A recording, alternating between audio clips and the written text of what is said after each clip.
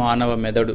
మొత్తం జంతురాజ్యంలో మానవుని మెదడుని అతి క్లిష్టమైన నిర్మాణంగా పరిగణిస్తారు.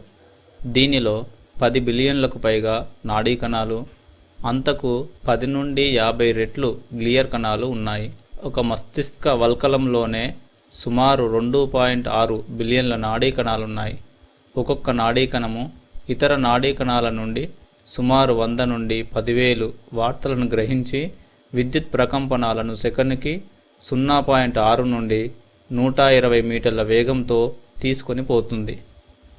మానవ శరీరం మొత్తం బరువులో మెదడు బరువు 2% మాత్రమే. కానీ ఇది మానవుడు తీసుకునే మొత్తం ఆక్సిజన్లో 20% ఆక్సిజన్ని వినియోగించుకుంటుంది. ఇతర కణాలలాగా కాక శక్తి కోసము మెదడు పూర్తిగా గ్లూకోజ్ మీద ఆధారపడుతుంది.